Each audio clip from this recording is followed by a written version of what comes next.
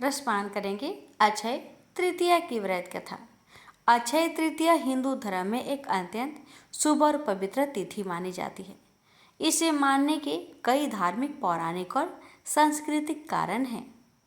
पहला, ऐसा माना जाता है कि इस दिन किया गया कोई भी शुभ कार्य जैसे विवाह, गृह प्रवेश, नया व्यवसाय, दान आदि अक्षय फल देने वाला होता है, अर्थात उसका पुण्य और फल कभी नष्ट नहीं होता। भक्तों, इस दिन भगवान विष्णु के छठे अवतार परशुराम जी का जन्म हुआ था। इस कारण इसे परशुराम जयंती भी कहा जाता है। मान्यता है कि इसी दिन भगवान श्री कृष्ण ने पांडवों को अक्षय पात्र दिया था, जिसमें से भोजन कभी भी समाप्त न होता था।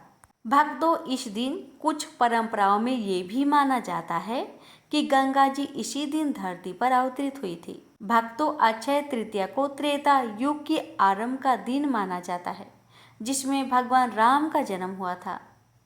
इस दिन जल, अन्न, वस्त्र, स्वर्ण आदि का दान करना बहुत ही पुण्यकारी माना जाता है। अब आइए सुनते हैं अक्षय तृतीया की व्रत कथा। प्राचीन काल में एक धर्मदास नामक वैश्य था। धर्मदास अपने परिवार के साथ एक छोटे से गांव में रहता था। वह बहुत ही गरीब था। वह हमेशा अपने परिवार के भरण पोषण के लिए चिंतित रहता था। उसके परिवार में कई सदस्य थे। धर्मदास बहुत धार्मिक प्रवृत्ति का व्यक्ति था। उसका सदाचार तथा देव एवं ब्राह्मणों के प्रति उसकी श्रद्धा अत्यधिक प्रसिद्ध थी। अक्षय तृतीया व्रत के महात्म्य को सुनने के पश्चात उसने अक्षय तृतीया पर्व के आने पर सुबह जल्दी उठकर गंगा में स्नान करके विधि पूर्वक देवी देवताओं की पूजा की।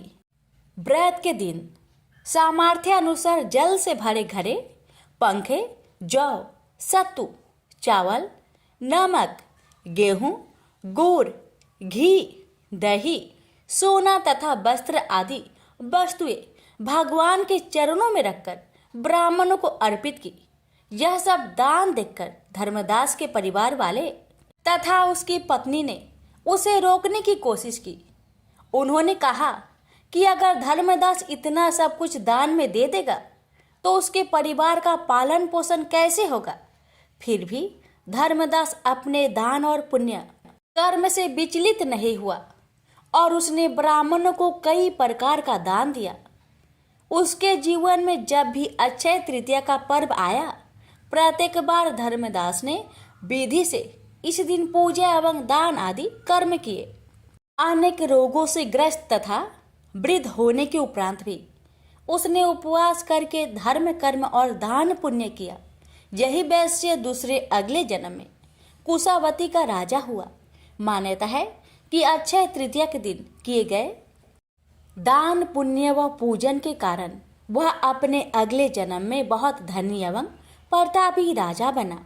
वह इतना धनी और प्रतापी राजा था कि त्रिदेव तक उसके दरबार में अक्षय तृतीया के दिन ब्राह्मण का वेश धारण करके उसके महायज्ञ में शामिल होते थे।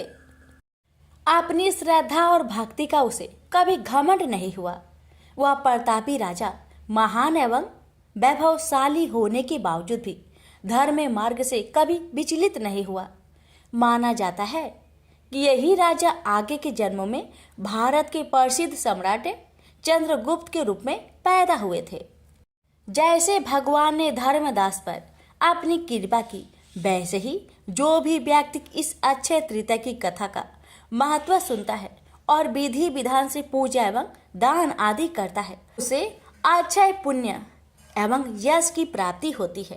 प्रेम से बोलिए लक्ष्मी नारायण की जय।